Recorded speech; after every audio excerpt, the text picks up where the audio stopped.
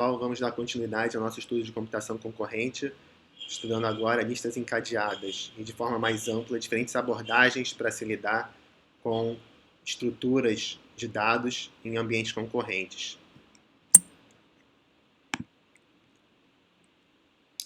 Então, nós já cobrimos o uso de spin locks ou busy wait para tratar de estruturas de dados concorrentes. E nós agora vamos olhar de maneira mais ampla para questões relacionadas ao throughput, à vazão desses sistemas concorrentes. Então, abordagens para aumentar a vazão desses sistemas são um dos nossos principais objetivos nessa aula. Então, a maneira mais simples de se garantir a corretude desses sistemas é usando o que a gente está chamando de coarse-grained synchronization, ou seja, sincronização grossa. Toda vez que você entrar em algum método, você dá um lock, e toda vez que você sair, você dá um lock. Então, se você quer adicionar um membro numa lista, você dá um lock, quando sair, dá um lock. Isso, em princípio, vai garantir corretude, porque só um método vai estar podendo ser executado em cada instante de tempo, e, dessa forma, a grande vantagem dessa abordagem é que ela é garantidamente correta.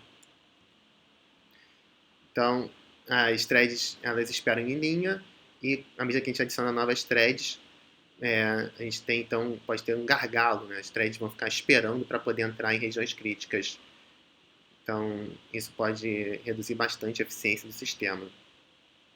Então, nós vamos agora ver outras abordagens que não necessariamente envolvam nessa abordagem, não necessariamente nem envolvam locks para lidar com o problema de contenção a estruturas concorrentes. Então, a primeira abordagem é o que a gente vai chamar de fine-grained synchronization. Ao invés de dar um lock na estrutura como um todo, você dá um lock só em pedacinhos da estrutura. A segunda abordagem é o que a gente vai chamar de sincronização otimista, ou seja, ao invés de dar um lock quando a gente quiser, por exemplo, remover um elemento, a gente primeiro verifica se o elemento está na lista. Se tiver, aí sim, depois a gente potencialmente dá um lock, recheca se o elemento ainda está na lista, e aí sim remove. Ou seja, a gente de maneira otimista assume que a gente pode fazer várias coisas sem dar o lock e depois só dar o lock quando de fato for efetuar a operação. A terceira abordagem, lazy synchronization, assume que a gente pode, por exemplo, ao remover um nó, simplesmente marcar que aquele nó foi removido e postergar a remoção física de fato daquele nó. A gente vai ver que isso também pode trazer grandes vantagens. E a quarta abordagem, Lock-Free Synchronization, ela simplesmente usa o compare and set e parentes do compare and set para fazer a sincronização, ou seja, não usa locks de forma alguma. A principal vantagem é que, mesmo que uma thread trave, por exemplo, ela não vai poder impedir que as outras façam progresso, e a desvantagem é que pode ser complexo e, às vezes, o overhead dessa abordagem pode ser maior até do que as outras.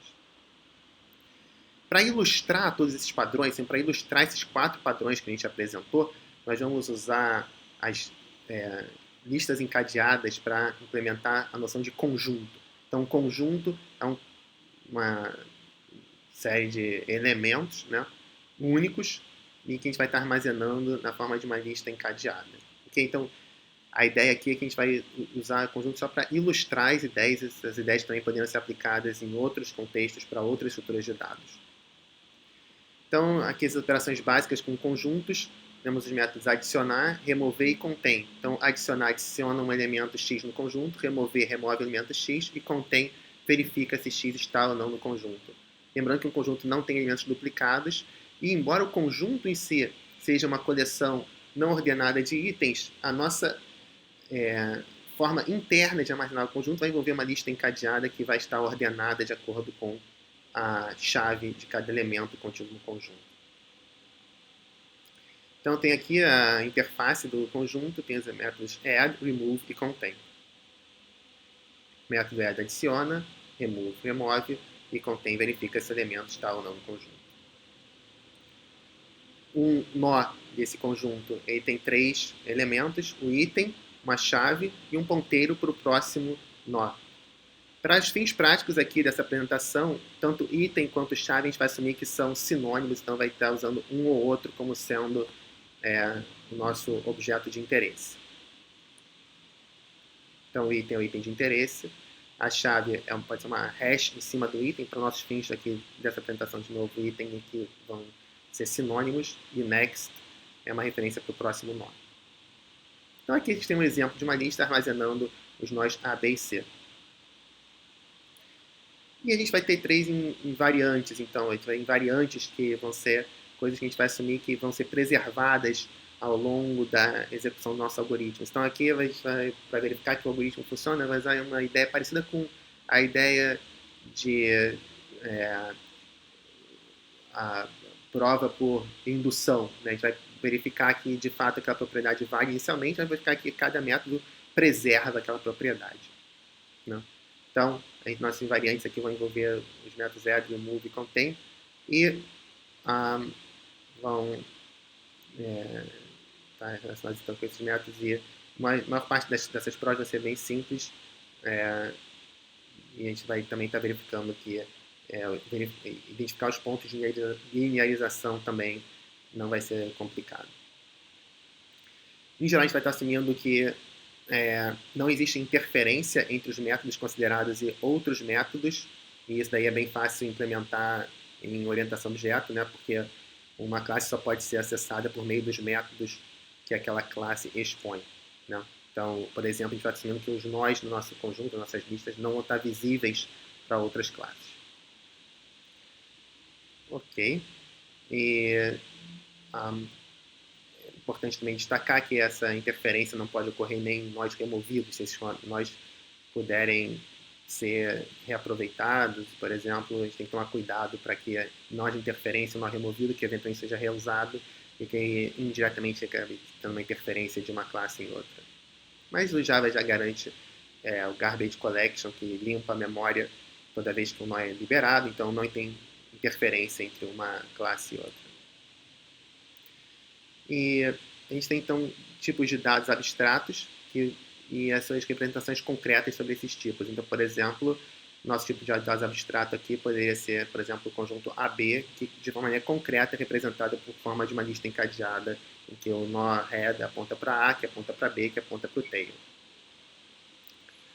E a gente pode, então, também ter uma função que mapeia uma representação em um conjunto, então mapeia uma representação em uma abstração de dados. Então, essa função S aqui, por exemplo, dado uma representação física, mapeia ela em um conjunto que é uma representação lógica.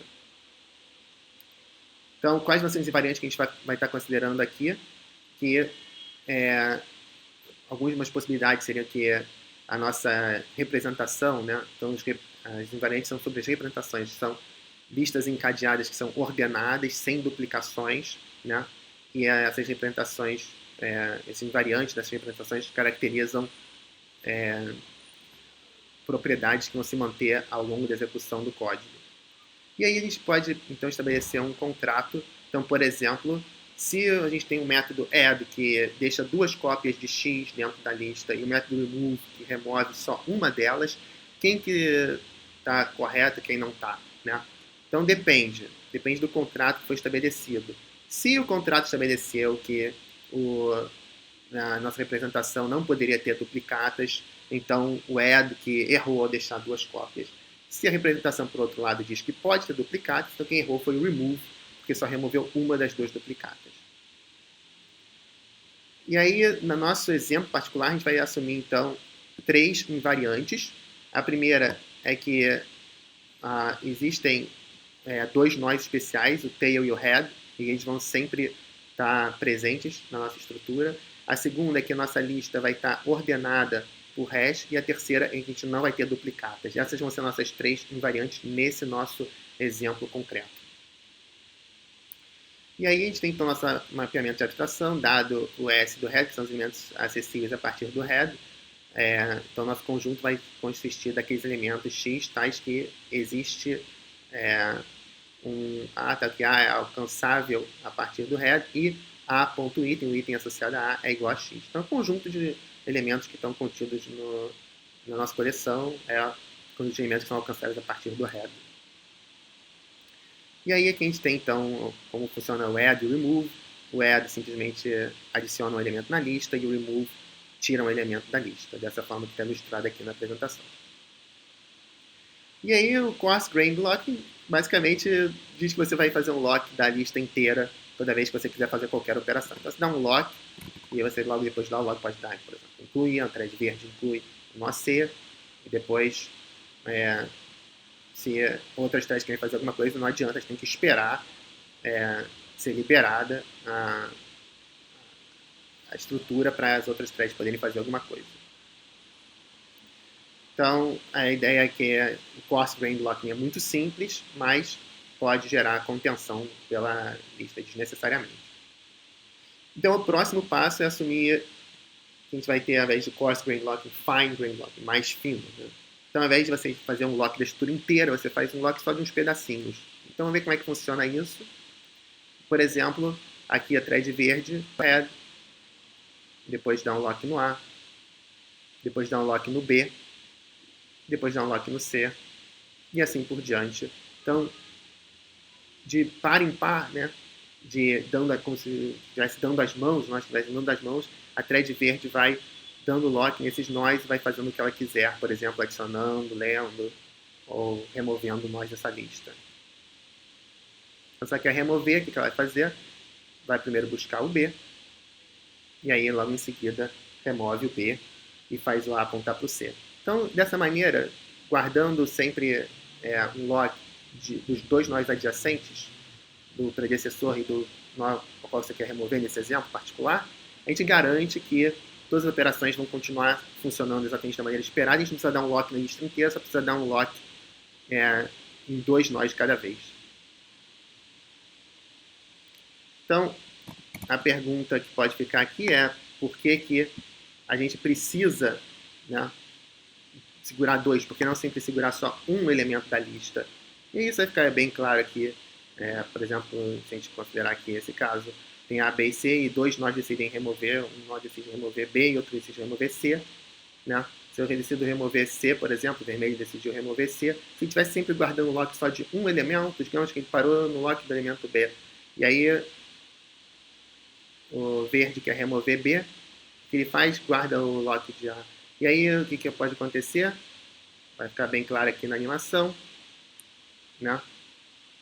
Removeu A, desculpa, removeu B, o verde removeu B, e agora, quando o vermelho quiser remover C, ele, basicamente o elemento B está perdido no nada, foi para um buraco negro, né? E aí agora não tem mais como ser removido C se o nó vermelho só tem acesso ao nó que foi para o buraco negro, né?